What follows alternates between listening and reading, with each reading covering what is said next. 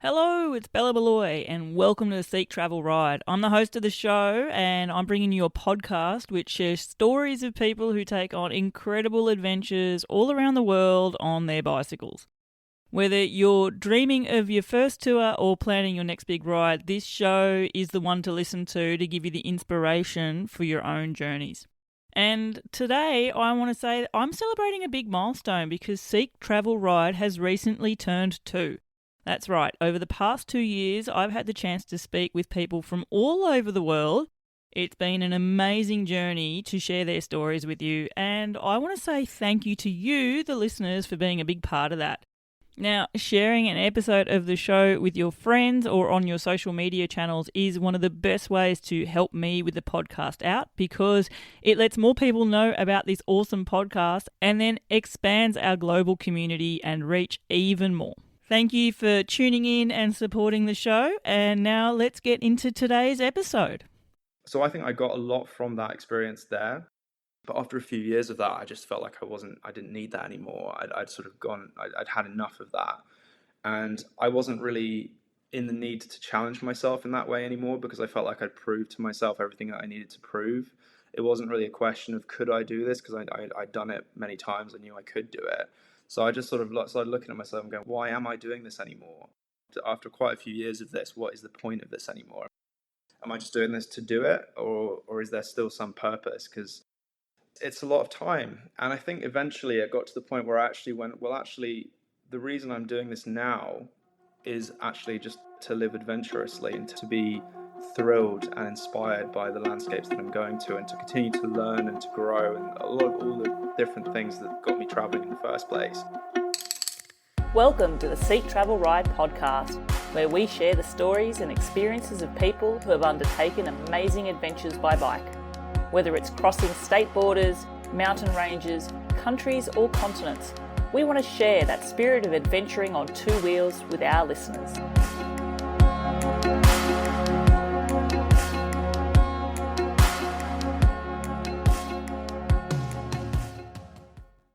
Some people set off on a bike adventure and return home with stories to tell. Others, like my guest today, well, they just never really stop. Tristan Ridley is a great case in point. He spent nearly a decade exploring our world on a bike. I knew when I was going to interview Tristan that he would have so much to share with us, and so I was really thankful when I asked him would he be amenable to actually spending a lot more time with me to record and share his story properly. That's all to say that I have made the decision that I am releasing his episode across 2 parts. So this is part 1 of this conversation with Tristan Ridley.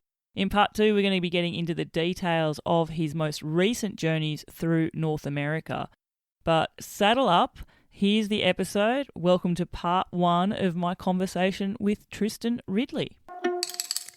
Hello, I'm your host Bella Malloy, and today on Seek Travel Ride, I am thrilled to welcome my guest Tristan Ridley.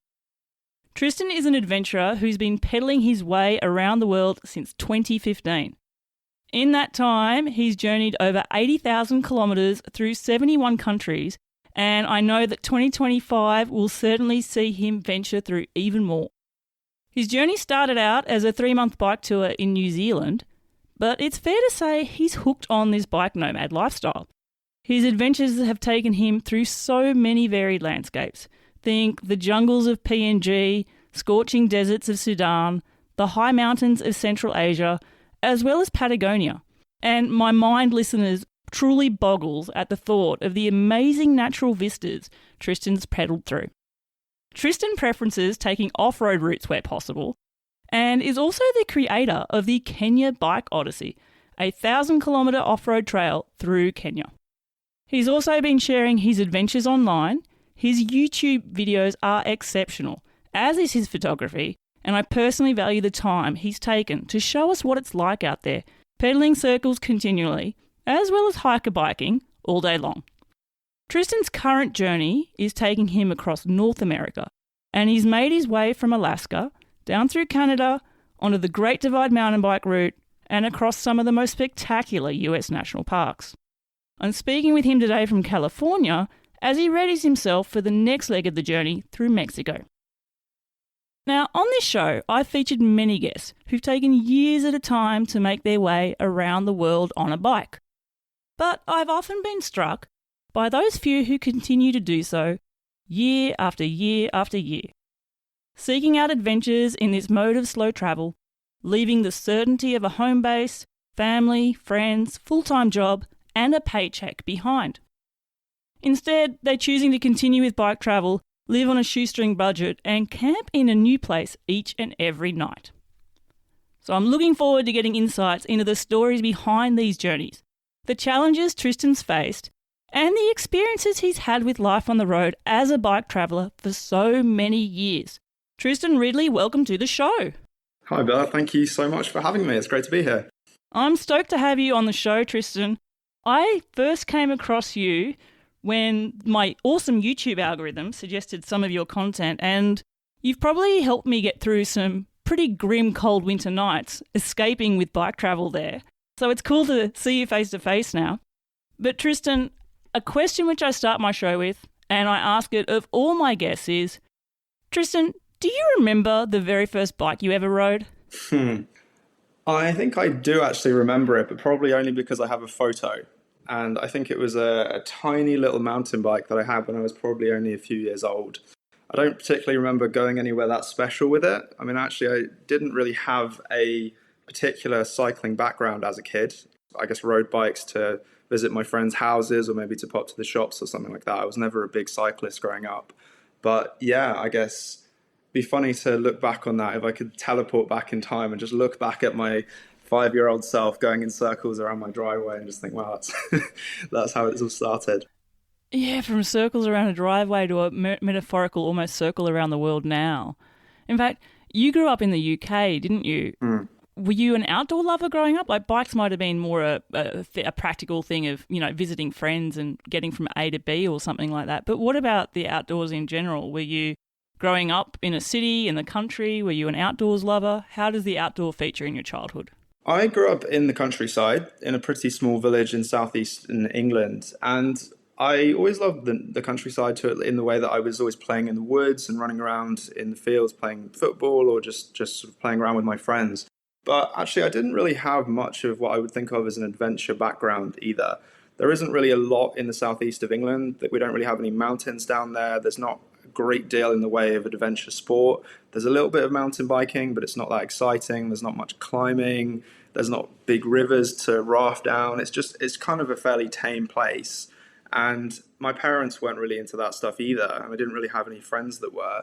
So actually, I was very late to the party when it came to all of that kind of stuff. I've been on probably some family camping trips just to campsites, driving around in a camper van, that sort of thing. But in terms of what I think of as proper outdoor stuff in the wilderness, I didn't really do any of that, actually. It was only when I was probably in my early 20s that I started discovering the outdoors, and where I really just found that I fell in love with it, I guess. There's just something magical about being out in the wilderness and out on an adventure. And in a way, I do regret that it took so long for me to find that, because I do wonder how my childhood would have looked different if I'd have been involved in that from a younger age. And I suppose there's not much point in trying to second guess the past. We can't change it. And I'm pretty happy with where I am in my life right now. So it's not like I want to go back and change anything, but it would be interesting to see who I'd be if I'd have got in on that sooner. In terms of seeking it out now, as I mentioned in my intro, Tristan, you've been doing this now for almost 10 years. In fact, I think 2025 will be like your 10-year anniversary of setting off, which is hard to fathom, right? It is. What sparked the idea for the initial adventure, which was getting a bike and then going to New Zealand and cycling around the land of the long white cloud for 3 months? So I often say that I ended up doing this completely by accident, and the bike ride just really got out of hand, and it still hasn't properly recovered, because I never really intended for this to be it at all. I mean, I graduated university and I knew that I wanted to travel pretty much straight away, and initially I just did the standard backpacker thing. I toured around Europe for a few months, and then I worked, saved up some money, and I went out to Australia on a working holiday visa. And I spent 2 years in Australia, again, doing the fairly standard backpacker thing of just working odd jobs, working my way around. Slowly progressed from staying in hostels and traveling by buses and that kind of thing, to eventually hitchhiking a lot. And I started experimenting with wild camping, which came as part of hitchhiking for me. The idea of being able to just land anywhere in the middle of nowhere and put up my home and go to sleep and then carry on the next day, I think was probably pretty revolutionary for me. The idea that I was no longer reliant on stopping in towns, on needing to find a bed, that was a real game changer, the fact that I could just stop wherever. But after quite a lot of hitchhiking, I'd been all over Australia, because my original plan had actually been to hitchhike back from that part of the world, from Australia or from maybe Singapore, back to the UK overland through Eurasia. That's a big thumbs out hitching trip, isn't it? Yeah, I mean, I didn't necessarily didn't necessarily feel that I wanted to or had to hitchhike the entire way. I just had the idea that I would do it by various different means of transport, hitchhike, buses, trains, whatever, but overland as much as possible. But I've been hitchhiking around Australia a lot, and towards the end, I was getting a little bit jaded with hitchhiking as a primary means of transport, because I found, although I loved the spontaneity and the random people you meet, I loved the idea of just essentially throwing your hat into the wind and seeing where it takes you. Just, you never know where you're going to end up, who you meet. It's so random, and I really love that aspect of it. I still do. But I became a little frustrated with how reliant you are on other people and how often I would miss things. So I would maybe have a ride and I would see something that looked interesting off to the side and think, oh, I'd love to go and see that. But then I'm already in the car. It might take me, if I want to go and explore that, I'd have to then get out of the car, maybe get another lift, maybe walk for hours and hours. It might not end up being worthwhile. So maybe I wasted a whole day. So more often than not, you just stay in the car. And so I found that's just not really how I wanted to travel. I wanted more autonomy. I wanted to be able to just be totally in control of my own travels, basically. I'd read some books. I'm going to say I had no real cycling background. It genuinely never even occurred to me that you could cycle around the world. I just never thought of bikes as something that you would travel long distances on. As a kid, it was the thing you rode to your friend's house or maybe to the shops, but not more than 20 or 30 minutes. That was kind of it. Then I started reading some books from some people that had cycled around the world. And this idea just suddenly blew up in my mind. Like, wow, actually, that's actually possible. That's crazy. And this sounds like a very cool way to travel. I love the idea of being able to travel cheaply and on human power and being outside all the time. And it's sustainable in so many ways. So I thought it would be interesting. And I gave it a little bit of a go in Australia before I left, before I actually started this big trip. I did a couple of little trips, mostly just day trips or overnighters, slightly longer distances, to see whether it was something I actually enjoyed. And the first time I did it was an absolute disaster. It was awful. Tell me about the disaster. Well, I was working in Cairns in northern Queensland, and I'd bought this secondhand mountain bike off, I think, Gumtree, and I knew nothing at all about bikes. I had no concept of just how absolutely rubbish this bike was. But it was an abomination. But I had no concept of this, so I just thought it was a bike. And I think I just did a day trip. The idea was I was going to cycle not even that far, something like 30 kilometers south to a mountain called the Pyramid, which is a cool-looking mountain, not too far south, totally flat, super easy ride. So I thought I would cycle there, hike up the Pyramid, come back down, and then cycle home. So it was just going to be a day thing. It wasn't going to be too crazy. And I was reasonably fit at the time, but not cycling fit. But this bike, I mean, the tires, I had no way to fix them. Both tires were punctured, so they weren't, it was so much work just to pedal on the flat on this thing that nothing worked. I got to the base of this pyramid and I was already broken. I had to literally, I was basically crawling up the hill to get up to the top. I got to the top and literally passed out. I slept for about 2 hours at the top, just lying on the ground. And then I staggered back down. I somehow made it back. I was broken. I crawled up the stairs to my apartment and I couldn't walk properly for like 3 days afterwards. It was terrible. And I just concluded that this whole bike travel thing was an exercise in pure masochism and that you'd have to be a lunatic to want to do this for any length of time. I just completely abandoned the concept. And it wasn't until a few months later that the selective amnesia had kicked in, and I'd forgotten about how miserable that day was and thought maybe I should give it another go in a different place with a different bike. And I did. I was down in the Gold Coast at that point, again working, and I just did an overnight trip up into the mountains, slept out. It's pretty hilly there. Yeah, that was hilly, but I mean the bike wasn't quite as bad, so it made a huge difference. And I was tired, but I wasn't broken, and I enjoyed it enough that I thought, yeah, I can do this. And pretty much off the back of that one trip, I just decided I was going to commit myself to a 3-month trip in New Zealand. And I bought a decent touring bike, I bought some gear, and I pretty much just flew out to New Zealand on that basis of just like, well, I've done it for 2 days, I reckon I can do it for 3 months, we'll see what happens. And the rest of it got really out of hand very quickly. And part of that... Just a little bit out of hand, just a little bit. Well, it wasn't entirely my fault, I always say. I mean, I blame the Gold Coast airport for a significant amount of this, what my life eventually led to. And the reason for this is that I booked a one-way flight to New Zealand, and my plan was essentially to ride around for a few months, see how it went, and I thought if I like it, if it's going well, I will then commit myself to cycling back to the UK. And I thought I'll figure out the details of how to do that later. I sort of vaguely glanced at a map, but that was about the extent of it. I hadn't really got any further than that. But what I didn't know was that they wouldn't actually let me on the flight until I had an exit flight booked from New Zealand as well. They wouldn't just let me go there and figure it out. And this meant that I had to make a decision in about 10 minutes because I was running late for this flight. And I had about 10 minutes in the Gold Coast airport to book a flight out of New Zealand. And that was pivotal because I had to decide whether I was going to book a flight back all the way to England, which would have been basically saying no to this whole let's cycle back to the UK thing, or whether to book a flight to somewhere else from which I was going to then cycle back. And I decided in that moment to actually go for it before it even started, basically, that I just thought, let's hope for the best. And so I thought, all right, let's book a flight somewhere. And I had this idea that I wanted to get as far as possible without flying and do it over land and see as much as possible. And I sort of knew that I'd have to fly out of New Zealand because boats are so expensive around there. It's going to be the wrong time of year to try and hitch a ride on a cruise or something like that, on a sailing boat. So I looked at the map, and the nearest big bit of land, which I thought I might be able to carry on from without flying from, was basically Papua New Guinea. So without any real planning, I just booked a flight to Port Moresby and thought I'll figure it out.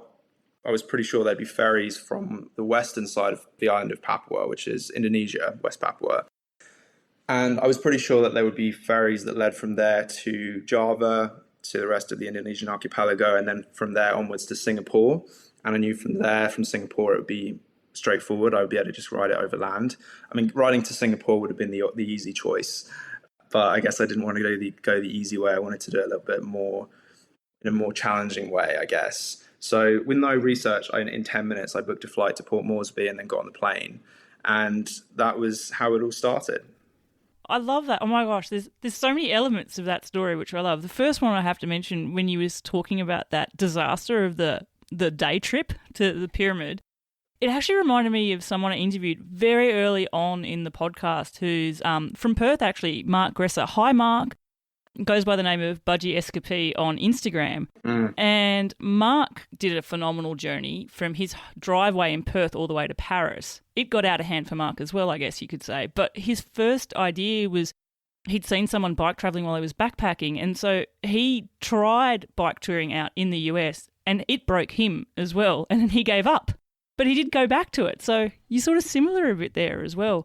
But I also love the idea that you just had to think on your feet and you made a decision and then you locked yourself in, which is the best way to start in some ways, isn't it? Is just do it and then you'll figure it out along the way.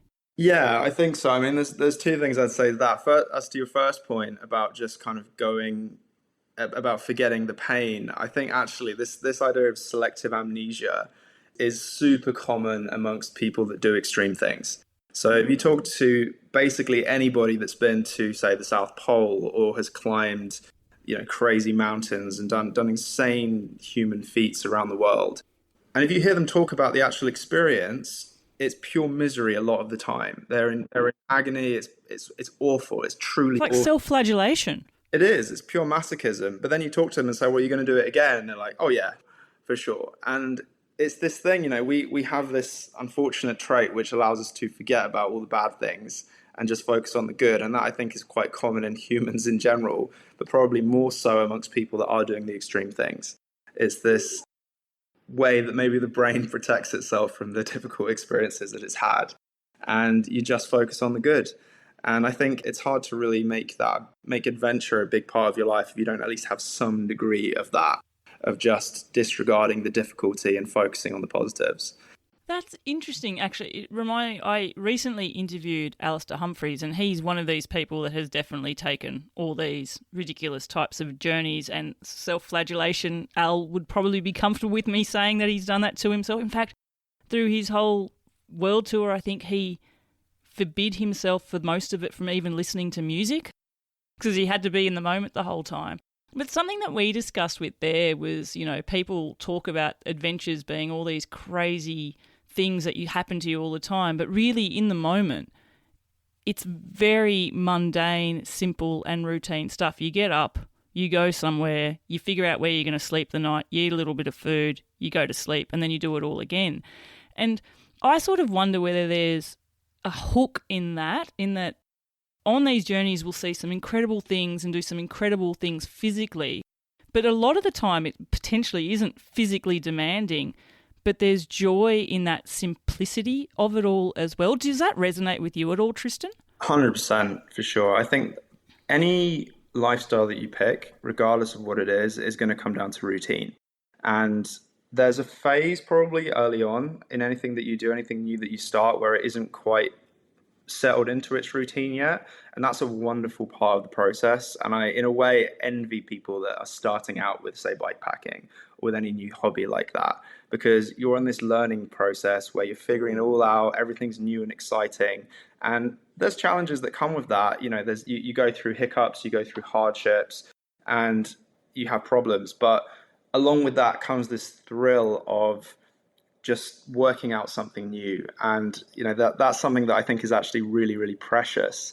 So I always really enjoy going out with people that are new to the whole process and just watching them figure it all out. And for someone like me who's been doing this, I've obviously been doing this, as you say, a really long time now. So those days for me are long, long gone. I'm at the point now where I feel like I could probably do a lot of this in my sleep. And there's a lot of good things that come with that because everything's just very smooth. I very rarely have major issues, and when they come up, I fix them very quickly. There's very little stress associated with it. It's just very cruisy for me. And that's great because it allows me to sort of push the boundaries of what I'm doing without having to worry about the actual process, because the process itself is so dialed in, so I can take on bigger challenges and know that I'm comfortable to deal with them. But there are definitely times when I miss the chaos of the early days, the challenge of figuring it all out. And so I often say to people when they're talking about the early stages and how they're finding it difficult, it's just enjoy that. It's actually a really cool part of the process is that learning stage. Yeah, it does come down to routines, and it's something that you do dial in, but it is just a really cool lifestyle. It's a really cool way to live. It's just existing on a bicycle, because it does come down to those basics. It comes down to where are you getting food, where are you finding water, where are you sleeping safely, which roads or which trails are you taking. And it is routine, but it's also completely different because the landscape is changing, because the people and the cultures are changing all the time. Even though you've got that routine, there's so much variety inherently built into that routine compared to, say, a normal routine of someone that was working in one place, where you've got the same routine, but it doesn't really evolve very much, not greatly, because the location is the same. Just got variety built in, which for me keeps it from getting boring. And that's probably not true everywhere. I think I've got more discerning and less tolerant in terms of what kind of riding I do find fun these days. I think early on, I would have probably been able to enjoy riding in fairly boring places because the novelty of that lifestyle was still there and I could still enjoy just the process. Whereas now that kind of stuff isn't new to me. So it's just, if I'm riding in somewhere that is totally flat, totally boring, totally featureless, essentially, without, interesting cultures or so whatever to spice it up, if I'm just in boring places. And a lot of the world does look like that realistically. And I'm at the point now where I'm much less excited by the concept of doing that for long periods. I've got a lot better as a result of that, of dialing in my routes and making sure that I am tailoring it to the kind of stuff that I know I enjoy, which tends to be the more challenging stuff, more like in the mountains. And so, yeah, I really do. I do my best to avoid the bits that I know aren't going to be exciting for me. And actually, luckily, there's so much of that in this world that even if you are looking for that kind of stuff, you can keep yourself entertained for, so far, 10 years nearly. So there's a lot out there. The first thing I was thinking when you were talking there was just the wisdom which has come from learning by doing. You know how you talk about just being able to see beginners out there and they're learning everything, and how you've now you've been there, done that, you've had the experience, and I guess it's the self-assuredness of knowing, like, if you have a mechanical or something, you're not going to be panicky about it because you know that, well, I'm going to work it out and I'll get it fixed, or stuff like that as well. So there's that wisdom that you speak with too. But I guess there's also been that evolution in the way that you have travelled as well, in that you are taking the more difficult, challenging routes to keep it fresh for you.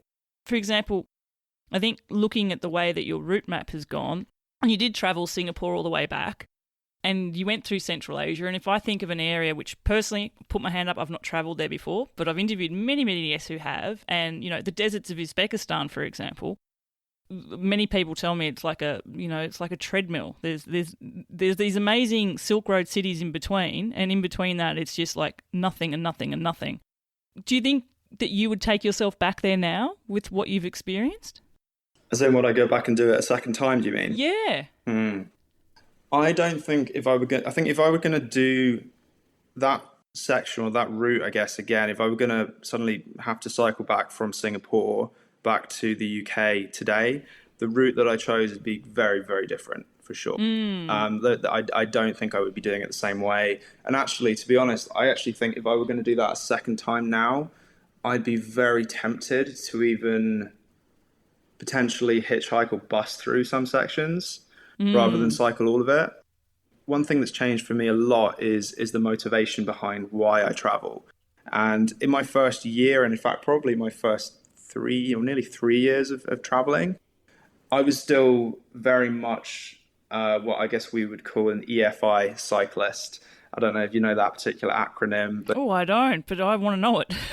It's basically every effing inch is what it means. Oh, okay. But the idea is, you're a purist with it, cycle all of it, and taking a bus or taking a ride is cheating because you are then not cycling that bit.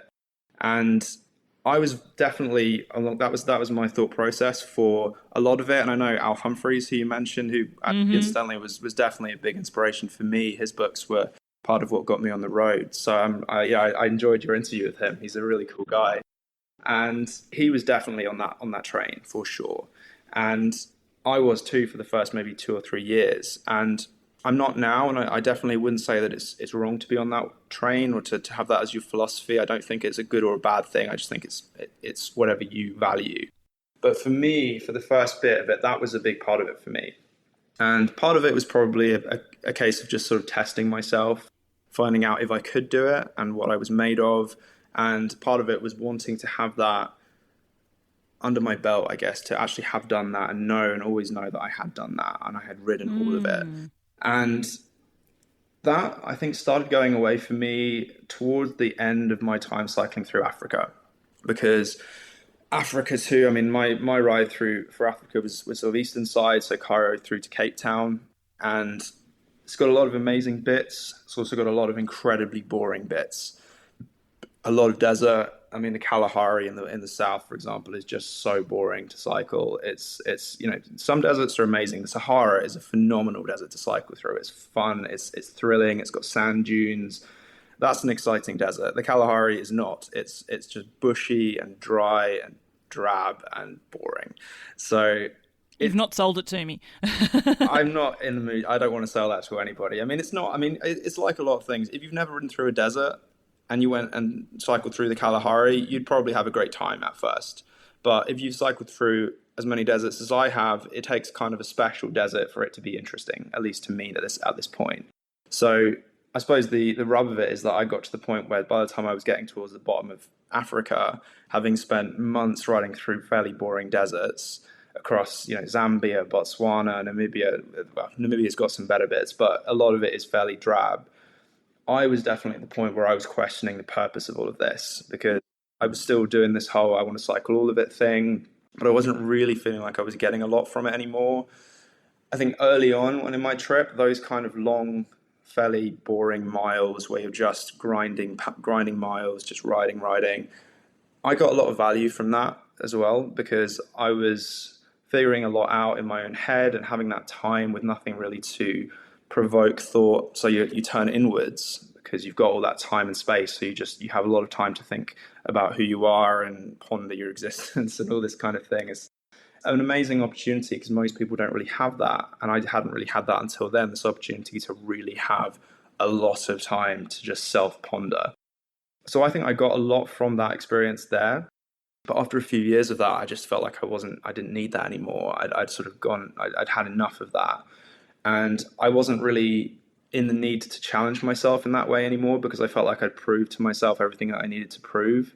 It wasn't really a question of could I do this, because I'd done it many times. I knew I could do it. So I just sort of started looking at myself and going, why am I doing this anymore? After quite a few years of this, what is the point of this anymore? Am I just doing this to do it, or is there still some purpose? Because it's a lot of time. And I think eventually I got to the point where I actually went, well, actually, the reason I'm doing this now is actually just to live adventurously and to be thrilled and inspired by the landscapes that I'm going to, and to continue to learn and to grow, and a lot of all the different things that got me traveling in the first place.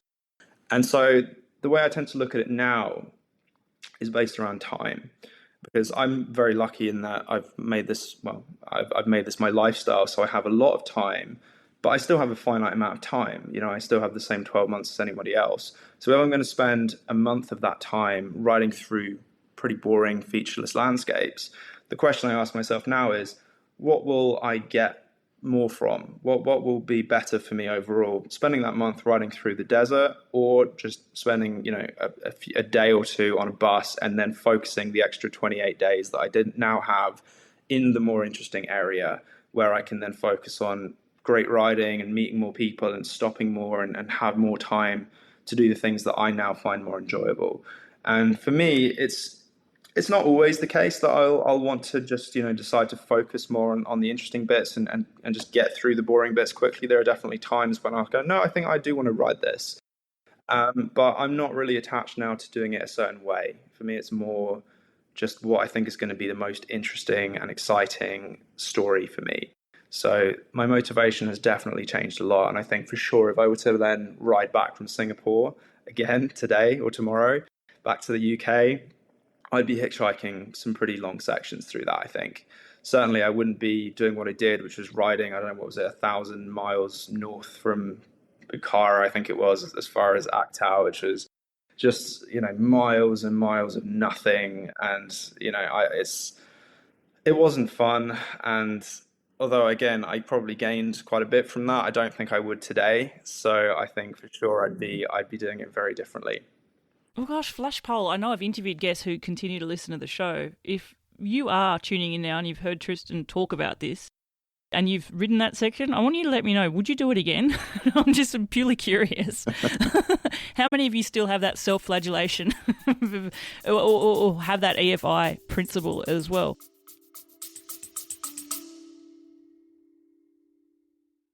Listeners, if you're wondering how to carry your gear on a bike adventure, how you're going to strap it all on, and whether you've got a gravel bike, a mountain bike, or even a fat bike, look no further than Old Man Mountain racks. These rugged, versatile racks attach to just about any bike, making them the perfect companion for all your bikepacking or touring dreams. And here's the best part. If you go to our own link, which is oldmanmountain.com/seek travel ride, you're not just getting the right gear for your next adventure, but you're also helping to support this podcast.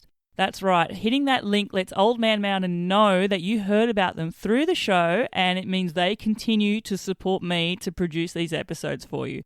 So head to oldmanmountain.com/seek travel ride. I've also included the link in the show notes to make it nice and easy for you. Hit the link and let them know that you heard about them right here on the best bike travel podcast out there. Thank you for supporting the brands that support the podcast. Something I want to ask you then, Tristan, because you sort of hinted at how you've changed motivations and changed your why and your purpose of why you choose to take journeys and where. Have you had to question your motivation for continuing to do it? We talked at the start of the show how you sort of feel like you accidentally fell into what's happened in the last 10 years. And it's not been 10 years continuously on the road. And I want to talk later about how you funded this as well. Can you remember the last time where you had to question, do I want to keep doing this or do I want to change things up? And was that recently or was that years ago? No, it's something I think about a lot, actually. I mean, I think it's a huge question. I mean, ultimately, what we're talking about with this, at least as far as I'm concerned, is the age-old question, what is the meaning of life? What is the point of any of this, right? How should we live? And I mean, I'm very drawn to philosophy. My degree is partly philosophy, so it's something I've always thought about a lot. And I think it is something we all should consider of how should we live? What is a good way to live our lives and why? And for sure, I mean, I've questioned and I continue to question whether what I'm doing right now is the best use of my time and for how long I want to keep doing this. And of course, I get asked all the time, why do this, right? This is the big question of why do this, especially for so long. And there's a lot of answers to that question, but I think a big one for me is I believe in growth and I believe in learning and self-development. And I've yet to find anything for me that has caused more growth, more self-development, more learning, more evolution for me than continuing to travel around the world on a bicycle. Because you are constantly exposed to challenges, new people, new ideas, new landscapes, new cultures. So you just are forced to change, you're forced to grow. Whereas I think it's not by any means the case that by staying in one place, you're going to remain the same. Lots of people continue to grow and change. But I think it is perhaps a little bit harder to do so if you are in one place. And the opportunities are, I think, greater if you're moving. And traveling on a bicycle, I think, is not unique exactly, but I think it's incredibly sustainable, which I think a lot of means of travels are not. So, I mean, it's very affordable for one thing, which means it's actually possible to do it for a very long time. It's, in terms of health, I think very sustainable too. A lot of travel means aren't actually very good for you in the long run, whereas you actually are living a pretty healthy lifestyle if you're living on a bike. So there's a lot of really great things about it. And I still, even now, I mean, I'm getting a little bit older now. I mean, I'm 34, so I'm not a spring. Oh yeah, talk it up, Sunshine. Come on now. Well, but yeah, okay. I mean, I suppose, you know, I'm at the age now where a lot of my friends are, you know, starting to have children. They're getting married. They're settling down more and more and more. And I'm still out here, you know, traveling fairly listlessly. Inevitably, the question comes up more and more of, you know, are you going to keep doing this forever? Or, you know, why exactly are you still doing this?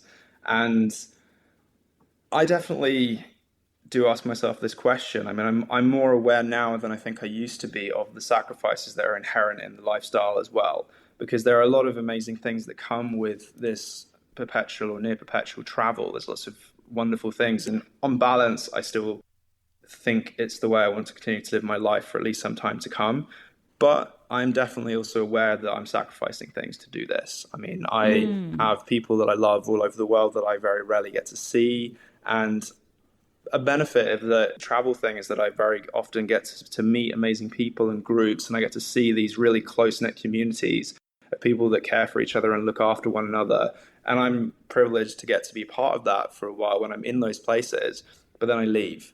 And then I'm sort of out of that bubble. And that is definitely something that's becoming harder, I think, as I get older, is to sort of constantly be the outsider, the loner, always moving and always being, or usually being by myself. And that is something I think that I'm conscious of, that it is a sacrifice. And it's one that I'm happy to make. And on balance, I think it's still worth it for me. But there are definitely downsides and challenges. You know, I definitely wouldn't say it's for everyone. travel in general, I think, is something that I would recommend to virtually everybody. I think in general, most people would benefit from a period of travel for sure, bike travel as well. But in terms of long-term sustainable travel as a lifestyle, I think that is something that probably only would appeal or be healthy for a pretty small number of people. And I don't think that it's a good or a bad thing. I don't think it's better to be that or better not to be that. I don't think it's a value thing. I think it's just maybe a calling or something. I mean, only for myself, I can say there's definitely a drive or an urge or some kind of need to just keep moving. That's just, I think, part of who I am. And I think of the really, really long-term travelers that I've spoken to, most of them feel that too, sense of just needing to be moving. And I don't know if that will always be the case for me. I think probably it will always be a part of me. I don't know that I want to be fully nomadic for the rest of my life, but maybe, I don't know, we'll see. I mean, I think it's probably waned a little bit with age. I am more content now to stop for longer periods, and I do enjoy my downtime a lot more than I used to. Yeah, it's difficult to live that way for a long time.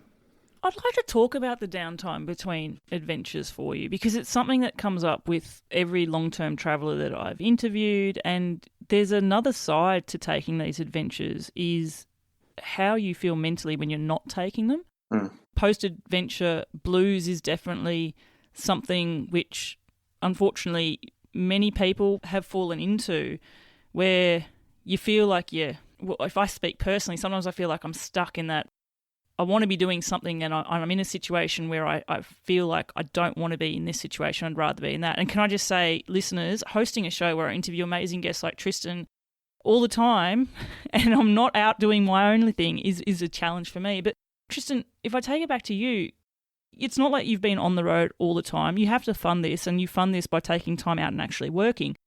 How have you found yourself, like the concept of post-adventure blues, something that you can relate to, and have you found that as the years have gone on that you have found a way of helping yourself deal with that, if it is the case? Yeah, it's definitely something that I've had, and it's a thing that I'm still aware of. I think it's far less of an issue for me now than it used to be. So I mean, I remember the worst I ever had it was my first year. So I spent just over a year biking back to the UK, and I arrived back in the UK completely penniless, flat broke in the middle of winter, and I had to work. I had no money, so I worked for a little over a year.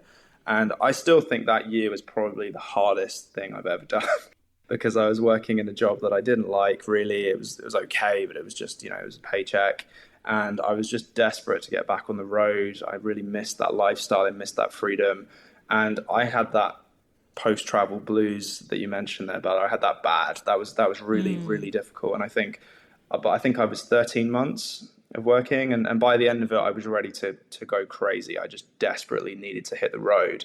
And I don't think I could have done it in a month. I was really at my limit of how long I could stay in one place. But since then, it's changed quite a bit for me. I mean, after that, I traveled for another, I suppose, 2 or 3 years after that. And then COVID hit. And then COVID for me changed kind of everything, because I had to give up on the straight line route that I'd been working on. I was in the middle of, South America. I was down in Bariloche, Argentina and Patagonia, when everything shut down, and I had 3 months of lockdown, and eventually concluded that things weren't going to open up enough for me to carry on. So I flew back to Europe. And since then, it's been very different for me, because I've just been having to sort of travel when I can, rather than constantly. And I mean, it's opening up a little bit. This year is the first year that I've been back to traveling for a much longer period. I mean, for me, it was other things than COVID. I mean, COVID was the factor for the first year. And then actually right after I got back from Kenya, from finishing off the Kenya Bike Odyssey, which I'm sure we'll talk about later, my father actually passed away literally the day after I got back. And he left a bit of a mess, and suddenly I was the one that had to look after my family. And I think that was a game changer for me, because up till that point I was very much responsibility free, in the sense that I was pretty much, I have no dependents, I have no kids, I had nothing. I was just me. I could wander completely freely without any worries. And then after that, I was the person that was having to hold my family together. and suddenly I had responsibilities, and that's still the case. And so now it's kind of different. And so now when I have downtime, I don't really view it in the same way, because I do actually really value it, I think. I mean, now I'm constantly behind on all the things that I want to be doing, which is going to be making videos, it's staying in touch with loved ones, it's planning next sections, it's work. There's so many things that I'm constantly struggling to stay up to date on. And it's difficult when you're traveling, especially, I tend to put my trip first, at least over things like making videos. And, I try and do as little work as I can when I'm traveling, because I want to focus on the journey itself. When I do reach a period where I have a break, for me, there's not any blues. It's more like I'm so stoked that I actually have time now to work and to catch up on all these things and to just sort of put my feet up a little bit. And I think that would probably change if I had more time, but at least at the moment I'm at the period where downtime for me is a really precious and scarce commodity, because I'm really aware that my time is limited and I want to spend as much of it as I can doing the things that I love, which is generally being out on the bike and adventuring, but I also really value the downtime too. I think at the moment I don't really feel like I experience that right now. For me, I'm almost like just constantly wishing I had more time. And I think that's kind of a cool place to be. I'm really happy with that lifestyle, but it is always still a balance. And I mean, right now I have about another nearly 2 weeks, sort of week and a half before I'm going to be getting back in the saddle and riding down into Mexico. And I'm fully aware that I won't get everything done that I want to do in this time. And then I'm going to be back to just trying to catch up little by little where I can. Yeah, I wonder whether any of it has to do with identity. And what I mean by that is, earlier on when you were travelling and then you came back from that trip and you had 13 months in the UK, you probably had the identity of this person on this travelling adventure, and then you didn't identify with the person that was stuck in the job you didn't like and the place you didn't like. Mm.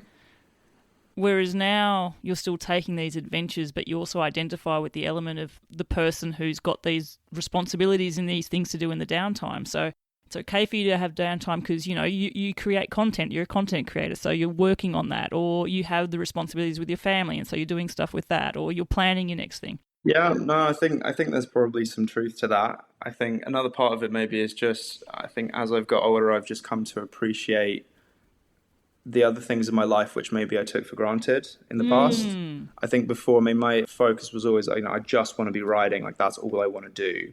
And if I'm not doing that, I'm therefore not exactly wasting my time because I'm building towards that, but I'm not doing the thing I really want to be doing at the time. Whereas now I still love that and I still want to be doing that a lot, but it's not all I want to be doing. I also want to be doing other things. And so when I do get that downtime, I'm actually excited because it gives me an opportunity to do a lot of those things which I love. I mean, the only other thing I'd say, I guess, I have no idea what it feels like to be bored. And that's something that I almost nostalgically miss, actually. I mean, I know I don't actually want to be bored, but I mean, I remember being bored a lot when I was younger. I remember often being bored. And now I always have so many things I could be doing and want to be doing that boredom just seems like a glamorous concept to me of having the time to be bored. It's also the evolution of your adventure, right? Like you're not spending days in the Kalahari Desert, or right. That's very much it too. I mean, like I focus on the good bits more, so there's less boredom in the day-to-day stuff too. A lot of people, when I interview long-term travellers, guarantee one of the things that they'll email me, ask me on, or DM me on Instagram is, how does this person afford to do this for so long? I don't know how they can do this. And I guess there's a few things. And from what I've observed, Tristan, you save money, you live on a shoestring budget, and you make sacrifices to do it too. It's not that you've magically got an endless pot of money in the bank to be able to do things. Case in point, you do take time out to work to do these as well, don't you? Yeah, I think that's a question I also get asked all the time, and that's a comment that comes up a lot on my YouTube videos of, how is he affording to do this? It's a fair question. I mean, it seems, for a lot of people, the idea of just being able to take that much time out of not working or not seeming to work for just doing something that you want to do is quite a strange thing, particularly, I think, from people in the US, more so even, I think, than Europe and Australia, because there is such a strong work ethic of just, if you're not working, you're wasting your time, and people should be working all the time. And also because holiday time is so much more limited. Yeah, I feel for you people in the US, like who you are working so long and you get not much time at all for like vacations every year. Yeah, I have a lot of sympathy.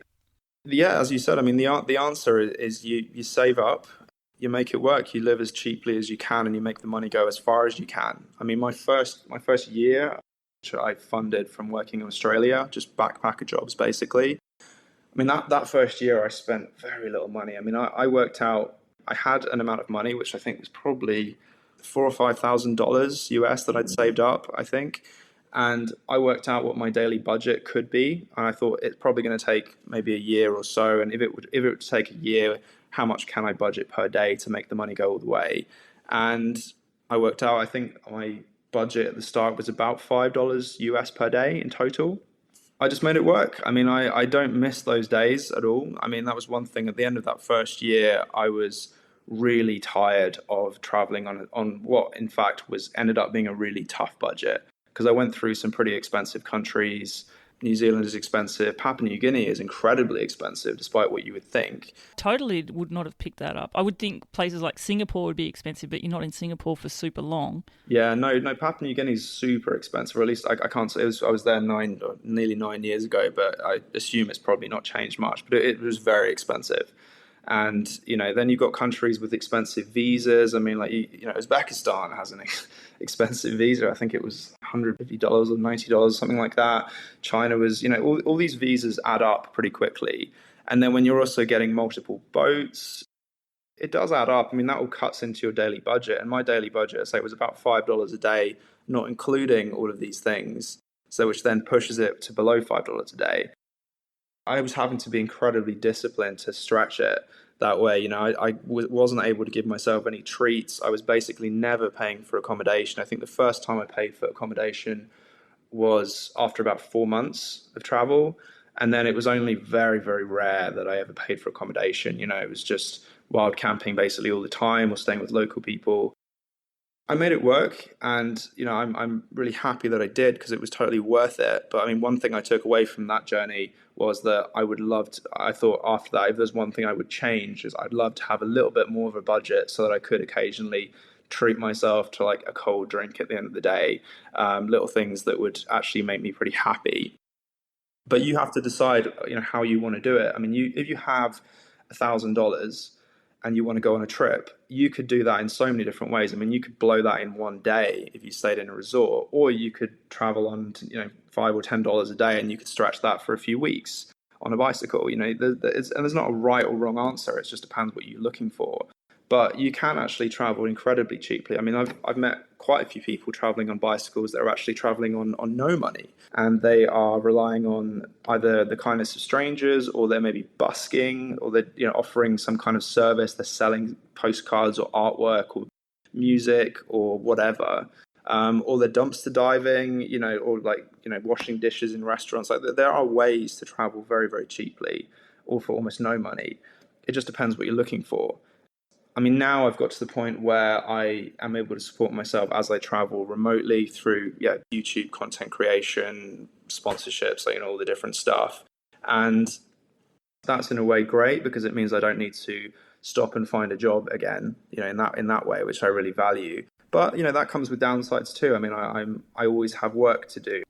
I was going to say, but you're not stopping to have a job, because you are doing your job. Like, it is a job. So yeah. There is that side of it as well. And you've made sacrifices for that to be the case.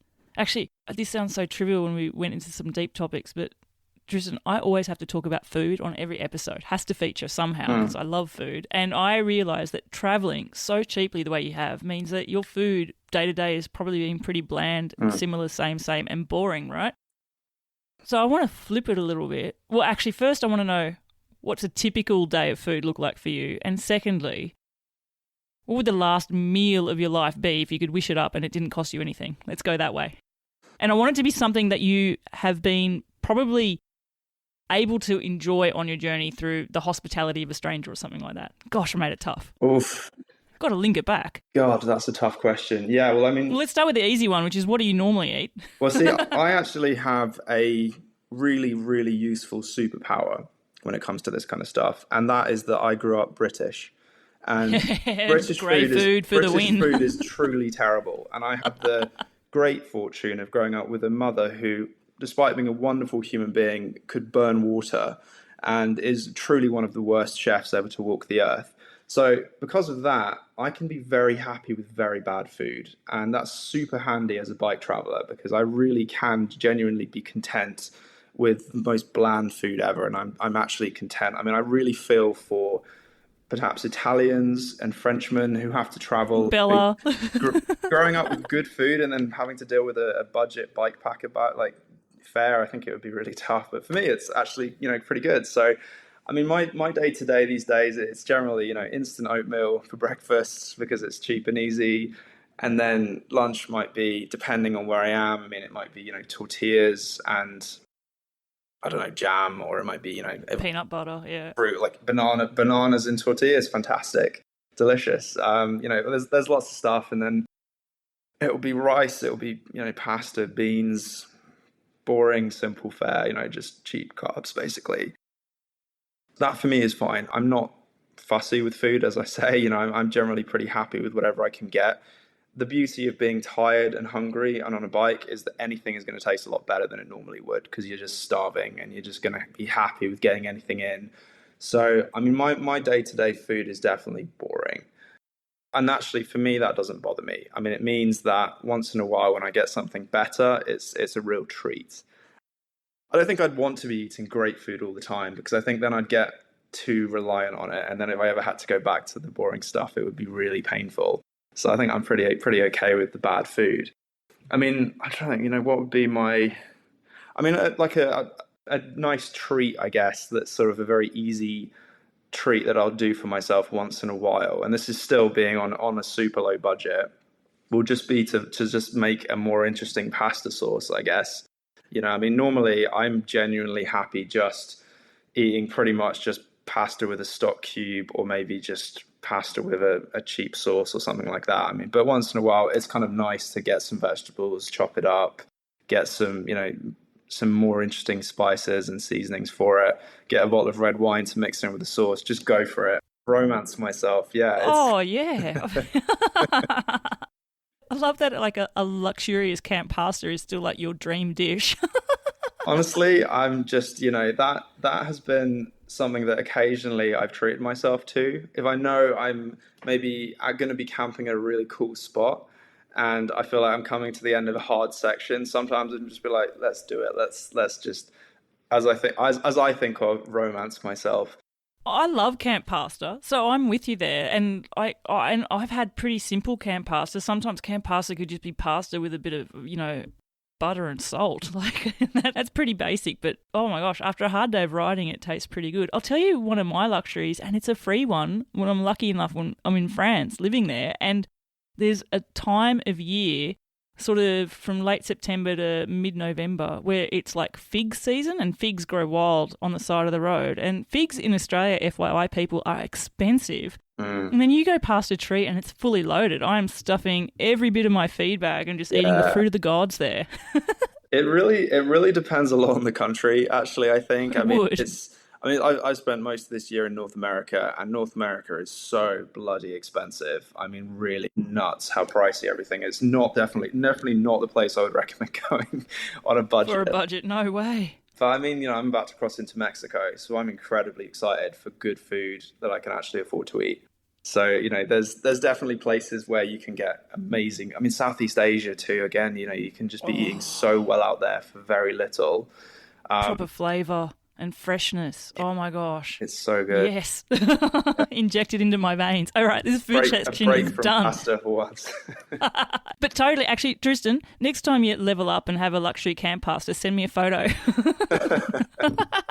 I want to see actually what luxury looks like. Is it just the red wine element, or is there other stuff in there? This is like British bike traveller luxury. It's still a very low bar we're talking about.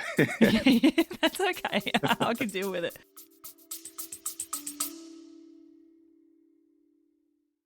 Listeners, are you ready to take your cycling adventures to the next level?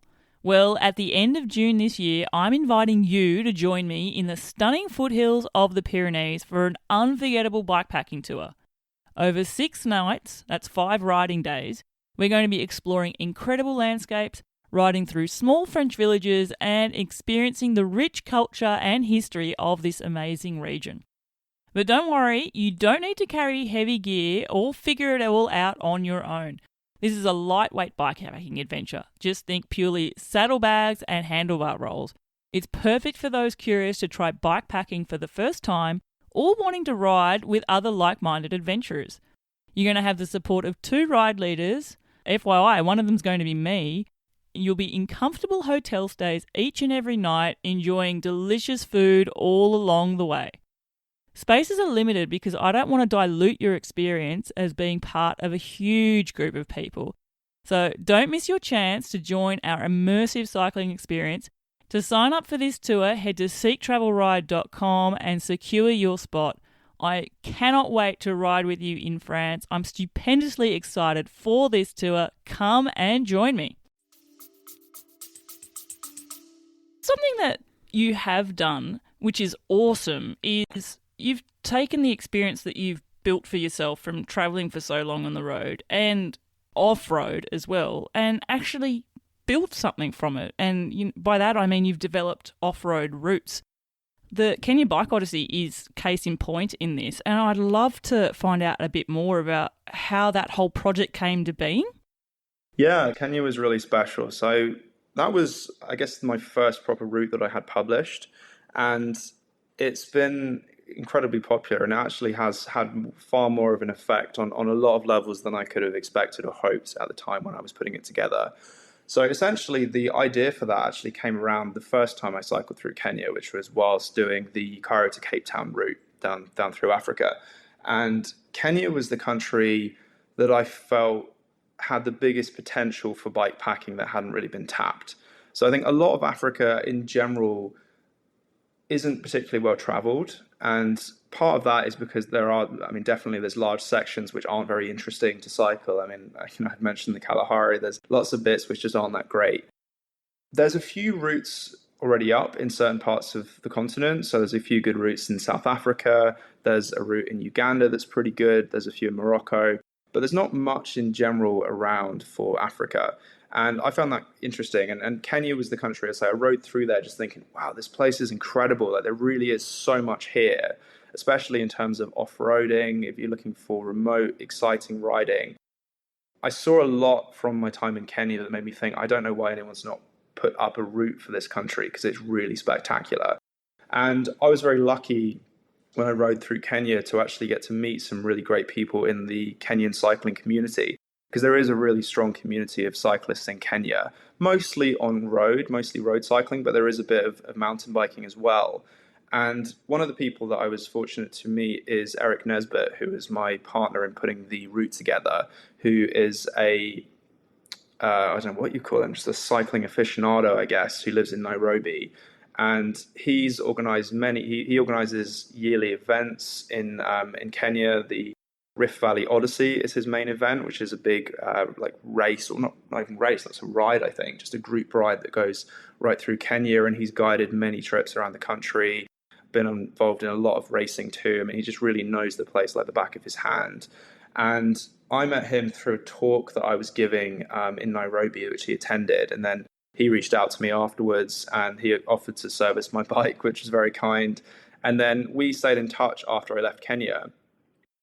I thought when I left Kenya, I just thought, well, I hope someone builds something cool in Kenya. I hope someone does post a route. I'd love to do that. But obviously I was on my way. I was on my around the world trip. And I thought it was going to be a very long time before I'd be back in Kenya. Because at this point, this is pre-COVID. I was expecting to continue cycling the Americas for the following 2 or 3 years at least. And then Eastern Asia again. So I just didn't think I'd be back in Africa anytime. And then a few years later, when COVID interrupted things and I found myself back in Europe, I was looking for places to go, and I had a period of time where I thought I could basically go anywhere I can get to where COVID's allowing travel to be possible. Where shall I go? And I started thinking about Kenya again. I thought, wouldn't it be amazing to actually go out there with the specific intention of building a route? and just seeing if this would be possible.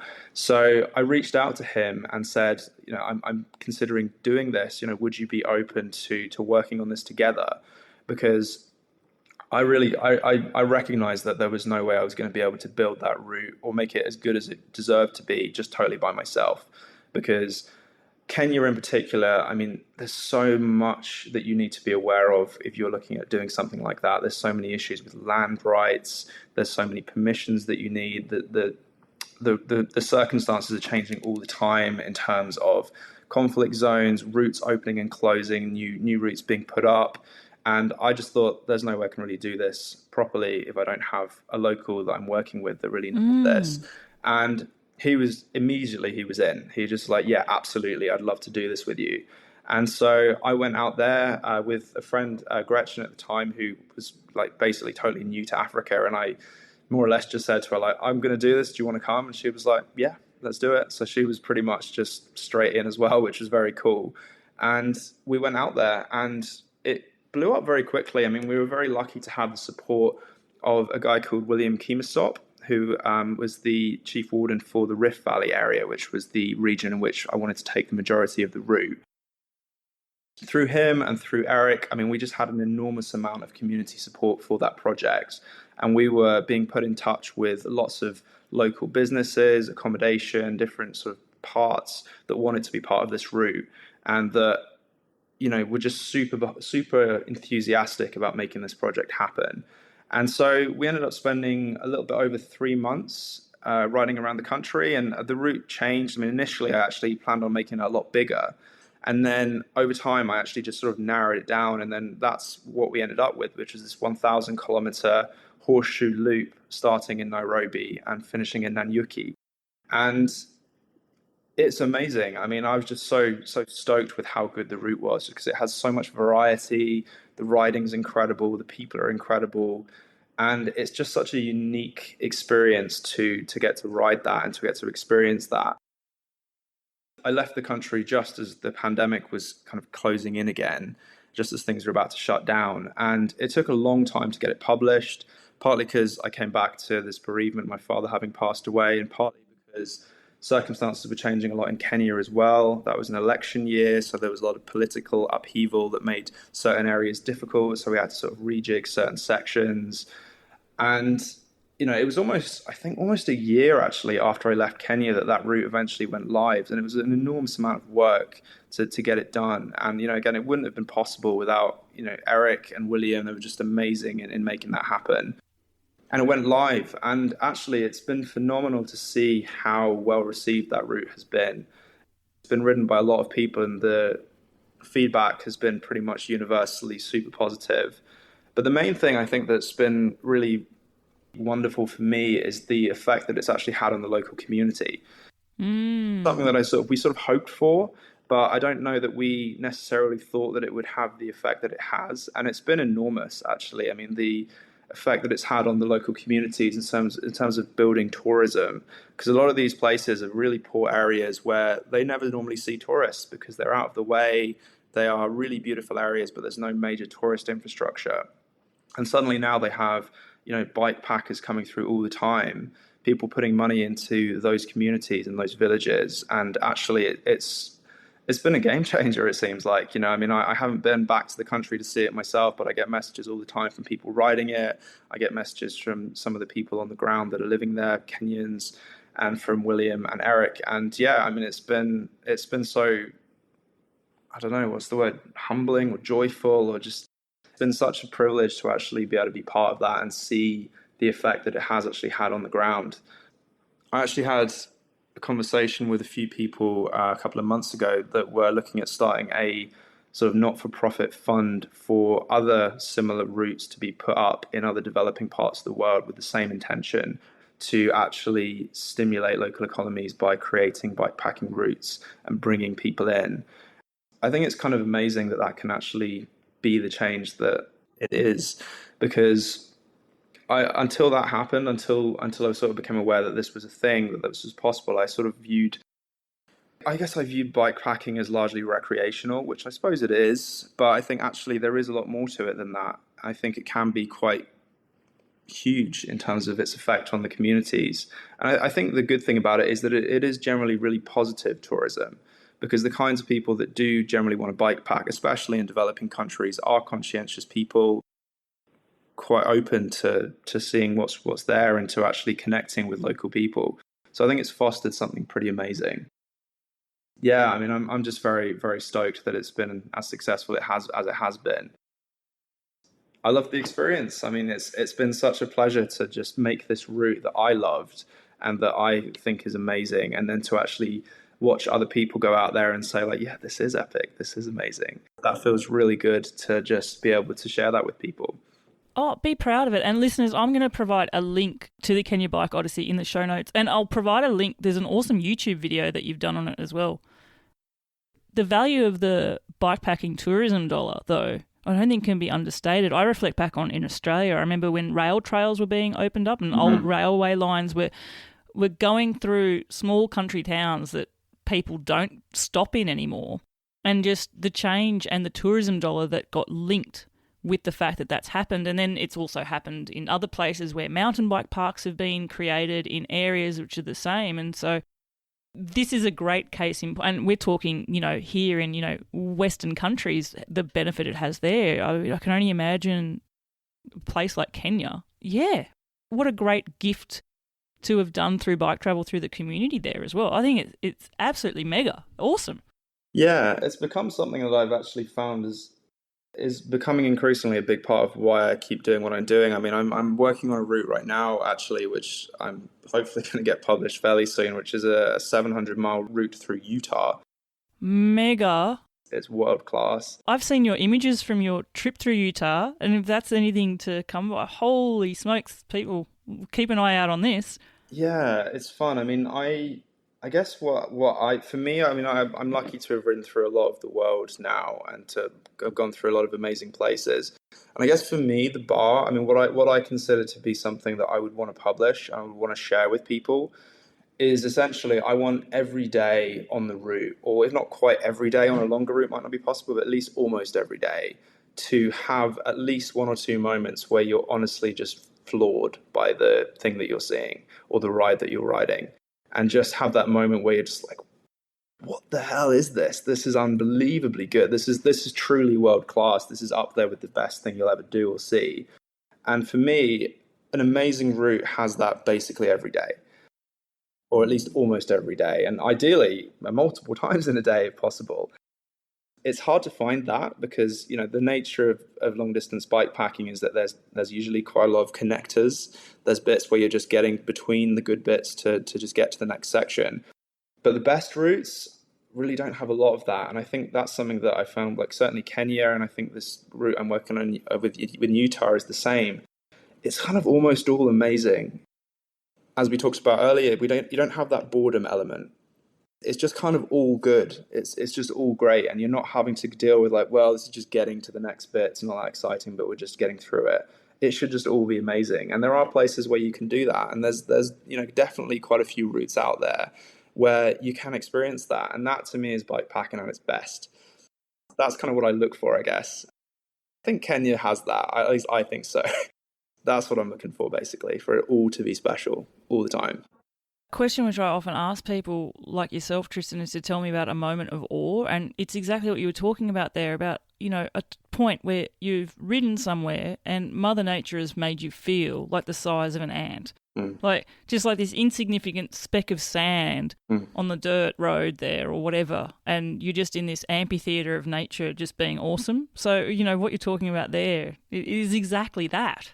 I think of it as like I know exactly the exact feeling I think you're describing is what I think of as like a moment of glory, like true glory, where you just feel I don't know how else there's like a glory riding on your shoulders or something, where you're just inexplicably giddy with happiness at where you are, and you're just maybe laughing wildly at how crazy this thing is that you're seeing, and you're just so unbelievably blissfully happy to be where you are, doing what you're doing exactly the way that you're doing it, and there is nowhere else you want to be. You're just totally in the moment, and you're just experiencing pure joy. And that feeling for me is the pinnacle of, I guess, life in general, but certainly bike travel is that feeling. And one thing that I'm really happy about is that I definitely experience that far more often now than I did in my first year. I mean, I can remember a few specific points in my first year where I felt that, and just remember feeling like I want to feel this as much as possible. I want this to be my norm. I want this to be typical. And it's, still as special as it ever was. It's not diminished in the slightest with the fact that I've had a lot, but actually I do definitely feel it more and more often. And so for me, that's a good gauge of if I'm doing it right or doing it the way I want to be doing it, is if I'm finding that glory more often, where I'm just so overjoyed and thrilled to be where I am, then I know I'm on the right track. I have to ask, we've gone there, like, just tell me about a place. Go. First one that comes to mind. It's so hard, right? Because you got so many, which is awesome. What a period of glory. Yeah. I have a very distinct memory of New Zealand on the west coast. I think I was a little bit north of Fox or Franz Josef Glacier. I'd been riding through rain for a few days. It was kind of like quite gloomy, and I was just riding, and I had an unbelievable amount of headwind in New Zealand. It was just like every day, it was brutal. And then I had this one afternoon where the sun came out. I had tailwind for a couple of hours. I was riding through this mind-blowingly beautiful valley, and I just remember just feeling so ecstatic to just be riding easily and clearly, and the views were incredible. It was so open. I just remember feeling then just like, this is what it's all about. Like, this is why I'm doing this feeling. Yeah, I mean, I've had that so many times in so many different places, and for different reasons, different things trigger that in me. But every time I do have that triggered, I just feel so privileged to be doing the thing that I'm doing. And I just, that for me is what makes it worth it. That feeling, just knowing that this is exactly where I want to be. This is exactly what I want to be doing with my life right now. Listeners, I think something else you should know about Tristan is you haven't done all of your travel exclusively on your own either. You have done sections of your travel with other people, which is a great segue in me to say that I've reached out to someone that you travelled with. Oh, really? And they've provided me with a couple of awesome questions. So the person I'm talking about is Chloe. Oh my God, now I'm afraid. He sent me a voice message. So I'm going to try and play it through the microphone. Okay. I'm so curious. Okay, here we go. Okay, this is a little question for my little chauffeur.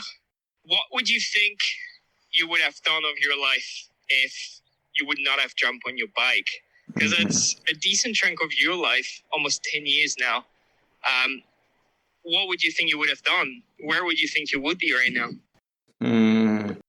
Mon petit chauffeur. I know, little cauliflower. So did that come out okay? Did you hear the question properly? No, okay, good. I had that perfectly. Yeah, what would I have done with my life? Well, it's funny. I mean, actually, I look back on I think we maybe all have these pivotal moments where we make big choices that determine, in the end, the course of our lives. And for me, I don't know. I mean, there's probably been a few, but I think one majorly pivotal one for me was actually not too long before I went out to Australia and started backpacking. Well before the bike, I actually was very, very close to going a completely different way with my life. And I very, very nearly went into the military. Whoa! This is not the answer I was expecting. No. I don't know about you, Chloe, but did you see this? I mean, you've spent more time with Tristan than me. It was I had no idea whatsoever what I wanted to do with my life in my early 20s. I had no idea, and I'd never really found a passion that I really loved. I couldn't see any path for myself. I couldn't see a career. I couldn't see any lifestyle that I thought I could really be content with long term. But in a lot of ways, the military appealed in certain senses. I mean, I think again, there was a degree of the idea of travel was built into that, the idea of adventure and challenge and physical challenge. The majority of the way through the process for joining the Royal Marines as an officer, which would have been obviously a totally different direction to make. And I was almost there. I think I only really had sort of one last interview to go through with that. And I was having to make that decision of whether I was going to take that choice or I was going to continue to travel and see what possibilities opened up to myself. Obviously, in the end, I made the choice I did, and largely I made that decision, I think, for political reasons, basically, and that I didn't necessarily want to be sent out into conflict zones that I didn't actually agree with. So I'm very glad that I made the choice that I had, but that is definitely one way that my life could have gone.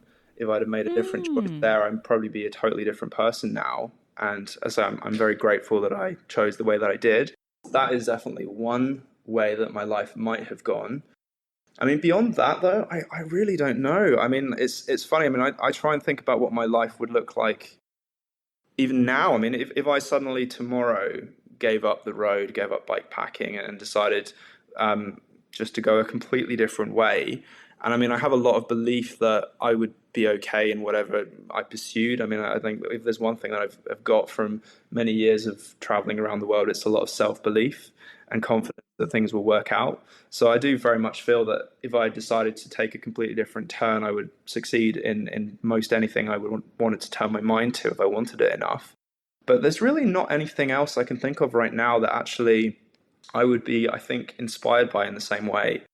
And I don't know that I will continue to live on a bike for the rest of my life. I don't think that's the case. I think probably I've got at least a few more years in me, but I don't see this being another decade probably. I never say never, but I don't think so.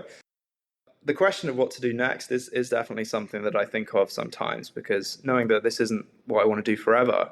But actually, I think for me, I have committed myself internally in terms of how I see my life going. I think probably creation is probably what I'll continue to do, whether that be writing, whether that be potentially something like journalism or filmmaking, something along those lines. I think probably is where I'll be, because I do really love doing it, and it allows the lifestyle that I really enjoy living, whether that be on a bike or just general freedom to travel and to be quite location independent. But yeah, it's a good question, and I don't have a perfect answer. As I say, I really don't know. I mean, this is the only thing that I've ever really truly loved doing in terms of a lifestyle. I don't know that I could have gone a different way, in fact. I don't know. I wonder if I'd have found my way to this no matter what. I do have another question for you from Chloe. Thanks, Chloe. I like this one as well, and I'll play it for you. So we have talked a little bit about the idea that you do what you do now, you've created routes and create content about this world, right? So this is Chloe's next question for you. And also I got another question. Do you think you would keep going if you could not share? Like if we would be in a period of time where there was no social media, do you think you would have kept writing for so long, and do you think you would keep going now? Great question. Yeah, I've definitely pondered this one myself, and I think he and I have actually talked about this. It's a really difficult question. I mean, I actually don't think I would, at least not in the same way. I definitely think I would continue to go on trips, but I don't think I would enjoy it anywhere near as much as I do. This is something I think I came to because my first year of traveling, I really wasn't sharing much of anything at all. Actually, I posted maybe a handful of times over the year, bad photos taken on a smartphone. And, I think I did a few blog posts, but I wasn't taking it seriously. It was for me and it was for my family maybe, but it wasn't a big deal. And then, gradually over the following few years, I started getting more into it and enjoying it more. And I mean, I found definitely, after a while of traveling nonstop, just for the sake of traveling, I definitely found there was a sort of slightly gratuitousness to it, where I felt like it was a little bit, travel is arguably in a way very self-indulgent, but there's obviously a lot that you gain from it too. But I definitely found myself getting to a point where I just questioned to some extent the value or the point of it. And just to travel for the sake of travel, I think has value to a point, but I don't know that I would want to do that for as long as I have. Because having now the purpose behind it, not just to travel for myself, but also to share stories and to hopefully inspire other people to get out and do cool things as well. And to tell, I think just storytelling is the big one for me. I mean, I just love telling stories and I love sharing stories. And would I continue to share stories if no one was listening? I don't know. I mean, it's a fair question of, what is the point of it? Is a story that no one hears of any value? I don't know. It's definitely something to ponder. But I think for sure my trip would have far less value to me if it wasn't for the community that's built up around it and for the I guess, secondary purpose that I have beyond just traveling, which is sharing that. And I mean, I've had messages occasionally from people that say, like, why are you sharing? Why are you bothering to record this? Just do it for its own sake. Is this just an ego thing to share it or something like that? And again, it's a fair question. And I think there probably is some ego in most people that share their stories, myself included. But I don't think that's a big part of it for me. I think for me, I do it because I just really love the idea that my journey can inspire other people in the same way that other people's journeys inspired me. You mentioned Al Humphreys at the start of this conversation, and he was a big inspiration for me. His books were some of the first that I read, and there are lots of other people that have done amazing journeys, whether on a bike or in general, that have inspired so many people to get out there and to go on their own journeys and travel and live in amazing ways. And I'm super grateful for all those people for having taken the time to write those books or make those videos or tell that story. For me, just kind of a way of giving back. I guess it feels really cool to be able to actually contribute that myself and sort of pass that down the line in a way. And I know that hopefully some of the people that, I don't know if anyone has been inspired by what I'm doing and is getting out there themselves. If those people then go on to tell their own stories and inspire yet more people, and the chain just keeps growing, and more people get out and more people do cool things and live adventurous lives. And I think that's just a really good thing all round. It's definitely become a big part of what I do. I don't think I would be doing it actually for as long. I think at a certain point, I'd have probably got jaded and found something else. At least as a mainstream lifestyle. I'd probably still be going out on trips, but I don't think I'd be doing it full time. See, there's two things that I thought of. The first one is I've interviewed many guests and who have done their travel primarily solo. And the one thing that is hardest for them by doing a solo journey isn't time with themselves. They're very comfortable with who they are and being alone and having so much solitude. That's fine. In fact, probably most of them prefer that, right? Hence why they do it for such a long time. But something they all seem to have in common, or the majority do, is the downside of solo travel is in the moment not having someone with you to share amazing moments. You were talking about the glory moments before, the moments of awe or stuff, or, it might not be the land, it might be a sunrise, or it might be a clear night sky, it might be the northern lights appearing when you're on the GDMBR, stuff like that. And it's not having someone with them to share. And so I often think with content creators like yourself there, Tristan, that's a way of managing to pay it forward and to be able to fulfill that possible communal element or the human element of wanting to share. The other thing that I thought of is, and it's funny, I've noticed this for myself just as the host of this show. I get to interview amazing guests, yourself included, and have a beautiful long list of people, and I've heard their learnings and reflections and their experiences. And the awesome thing is I've been able to put it out there and grow a community. And so I see the emails coming through from listeners who say, I listened to this and now I'm doing this. And I listened to this journey, now I'm doing this. I had someone reach out to me just recently, Rebecca from Austria, hello. And she's been listening to the podcast and, she's decided, I'm going to ride through Central Asia, because I've heard this. And it's like, wow, this is fantastic. So guaranteed you've done that for many, many people. And just as Al's books inspired you, you've inspired others. And like you said, it's like a circle. I think we talked before we pressed record, Tristan, about how much better the world would be if more people did bike travel. So it's a small rolling stone that as more people do it, more people inspire others. I think it's great to have a community of sharing. But yeah, it is interesting. If we could only do it for ourselves, would we still continue to do it? It's an interesting question, isn't it? Yeah, I think it would still be worth it for a while, but I don't know that I would necessarily do it for as long. Or to put it another way, I've definitely met a few people that have traveled really, really long periods. I'm talking multiple decades. These are people in their, sort of later in life that are still going and have been, multiple hundreds of thousands of kilometers around the world. And these are, amazing people in a lot of ways. But a lot of them, especially in the older generation, they aren't sharing any of it. It's just for themselves. And my experience with quite a few people has been that they've definitely seemed, I don't know, let's say maybe just a little bit off color in certain ways. I think maybe especially people that do it for such a long time, totally by themselves, there is a certain maybe degree of over solitude to that.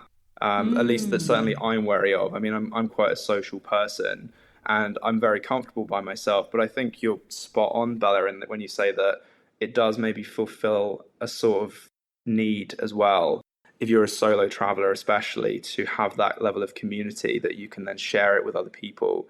And I mean, I think the question of loneliness is something that gets asked a lot, I think, of many people that do long trips by themselves, quite naturally.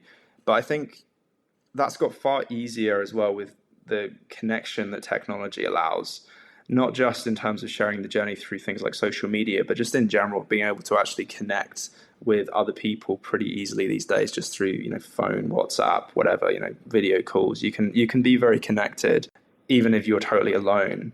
But, by the same token, you can be totally alone while you're surrounded by people. I mean, there's a lot of people that live in cities surrounded by people all the time that have or feel like they have nobody, which is really sad. But yeah, I think there's a lot of good that comes from that community and that sharing. I definitely value that. I mean, as I say, I have traveled a lot with people, but I have definitely done the majority of my journeys alone. Yeah, I mean, I don't feel lonely at all. And I think a big part of that is down to this sense of community that there is. I mean, the bikepacking community is such an amazing place in general. I mean, people in general that do this kind of stuff tend to be really cool people, I think. So it's really, really fun to have that connection around the world with other people that have the same interests and want to live adventurously. Yeah, and community is something that I've often thought bike travellers are more starkly aware of. You've travelled so extensively.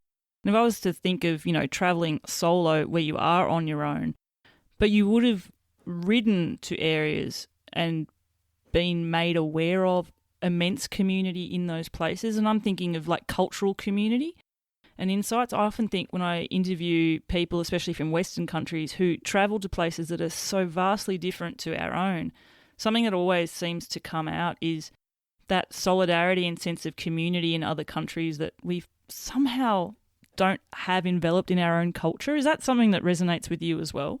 For sure. I do think the West in general, and when I say the West, I'm generally talking about Western Europe, North America, Australia. We aren't very community focused for the most part. And we're very, I think, focused on individuality. And that's maybe part of the economic model in part, but I think there's a lot of elements to that. But I mean, for example, if you went to most of Africa, really, and you were totally alone traveling through, people would often approach you and they want to be around you, because to them the idea of being alone is this sort of slightly frightening and sad concept. Because a lot of people, they're growing up in much more connected and vibrant communities where they're not alone very often in general. They might grow up with lots of siblings, and the families are much closer together, maybe sleeping together. And so there's just so much more connectivity, I think, between people. The idea of having your own room, for example, in a lot of places would be a very strange idea. A lot of people wouldn't want to sleep alone. And yeah, I think in a way that's maybe actually to our detriment, the fact that we are so individualistic. I think there's advantages to that too. But I think in general, I think community is something that we don't place enough importance on. And because it's not something you can exactly quantify or measure, it's difficult to actually pin down what that means. But yeah, I mean, for me, community is something that I've come to value massively, whether that be, community, my own community in different parts of the world. Like back in the UK, I have a really great community of people that I stay in touch with. And then I'm lucky enough to be limited, but I'm part of various communities around the world, whether it just be people that I've connected with on my way through and stayed in touch with, or whether it be, say, the bikepacking community or whatnot. I think that is really important, actually. That shared sense of self, I think, matters. And that, for me, is something that I think has definitely helped me a lot, actually, feeling that there is a community that I am part of and that I can turn to if I need to. There are people I can count on. Yeah, and that you don't need to be alone, that there are people that can help. I think that's a big thing as well. And I often wonder, how we were talking about post-adventure blues. Sometimes I wonder whether that comes into it as well, because you travel, you see community so vastly and you share it differently, and you might even travel like you did with Chloe, a fellow bike traveller, and, share moments in community in that way. But then you come back to where you're meant to have the biggest sense of community, but then our culture doesn't have it. And so then perhaps you feel like that lonely person in the city. It's hard to find your tribe, and Mm. find those people that are shared values and just that fit. It's hard to find that, and if you do find that, it's something I think is really worth holding on to. And for me, it takes work. If you're traveling all the time, it's something that has to be actively maintained. You have to actively work at keeping those connections, and it's so worth it though. I mean, yeah, God, it's once you find those people that you really do resonate with, I think it's so worth making the effort because it's priceless. Someone who's travelled 10 years now, and we've talked about community, we've talked about, motivations, we've talked about, glory and stuff. What do you think you've learnt the most about yourself in doing this sort of travel? What's your biggest sort of learning? Oof, that's a huge question, isn't it? That's okay. What have I learned the most? I think I've just learned who I am in a lot of ways. I still couldn't tell you who that person is exactly because mainly because I think if you can say who you are in a few sentences, you're probably missing the point. Because I think there's so much to everybody that we're such incredibly complicated creatures.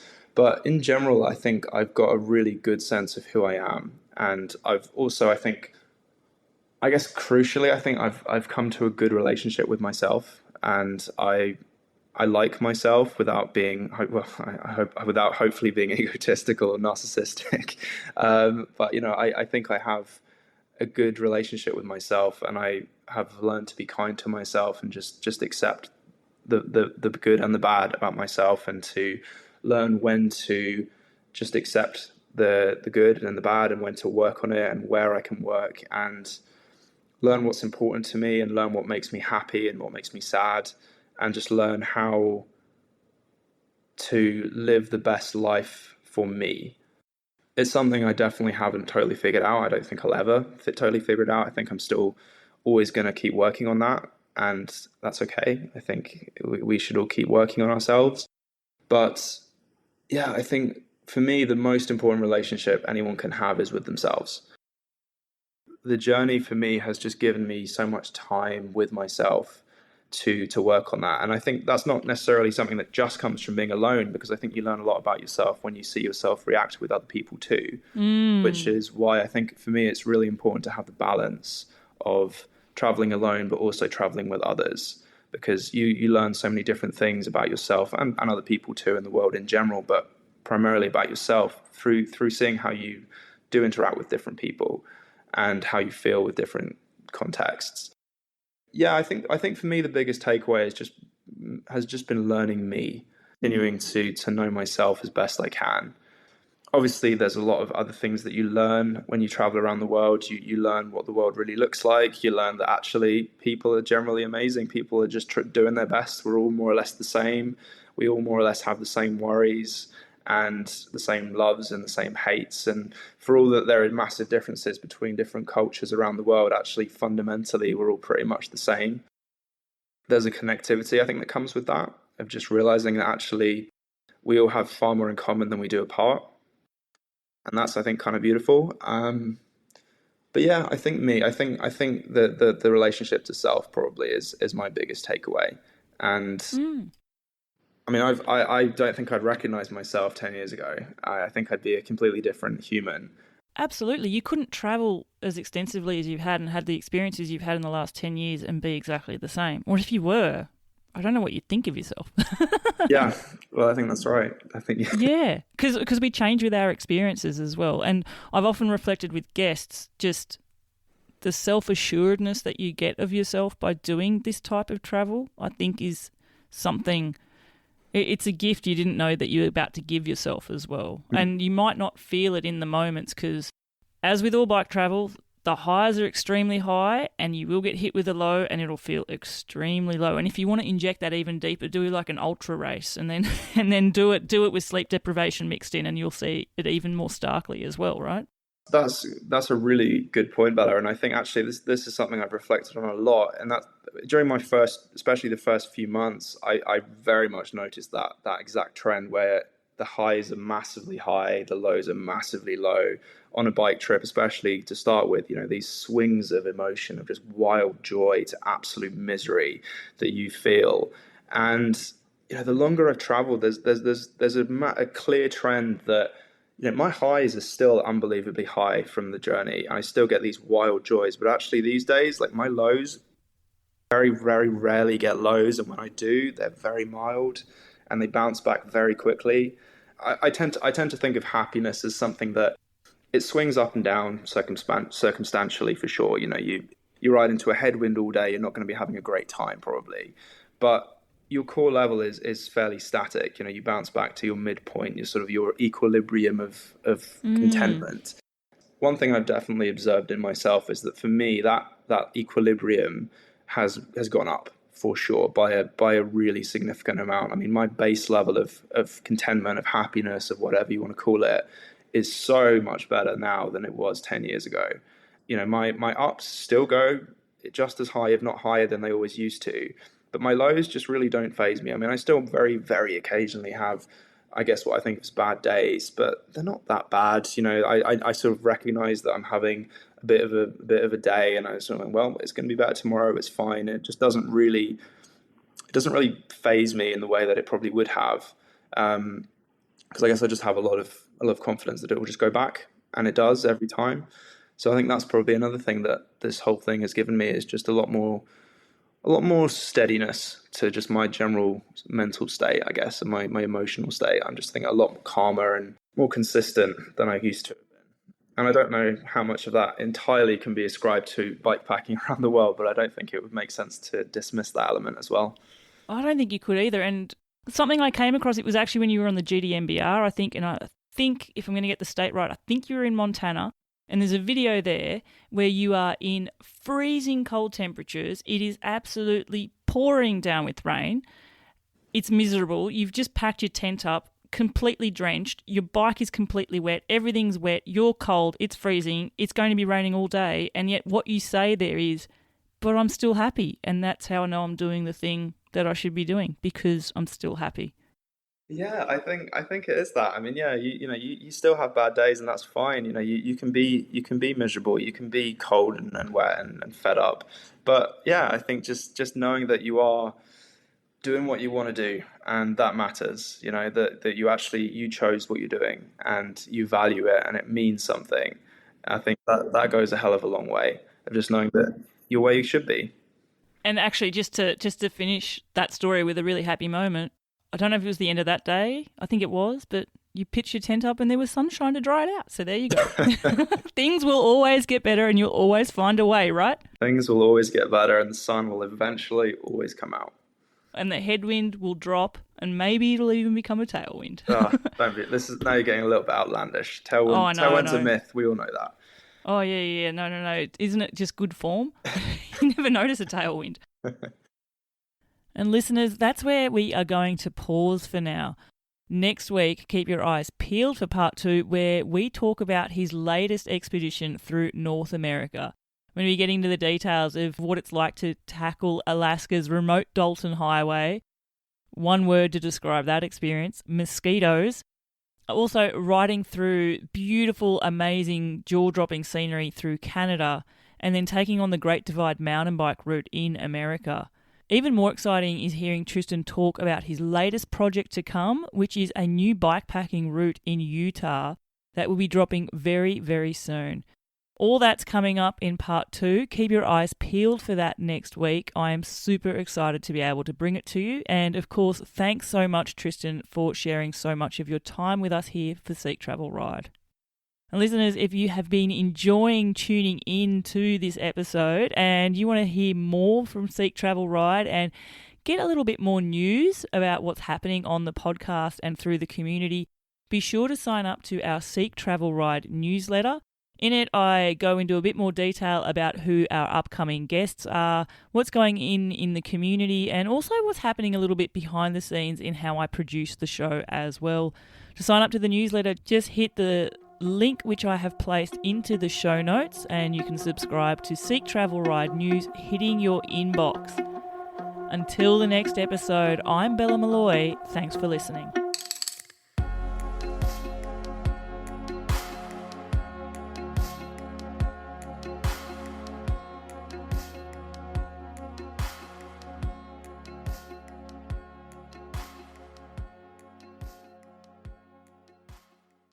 Hey there, adventurers! Are you loving the stories on Seek Travel Ride? If so, you can help the podcast wheels turning, literally. Head to the link in the show notes and buy me a coffee. Every coffee fuels this podcast, supports incredible guest stories, and keeps the adventure alive. So go ahead, click the link in the show notes, grab me a virtual brew, and let's ride on together.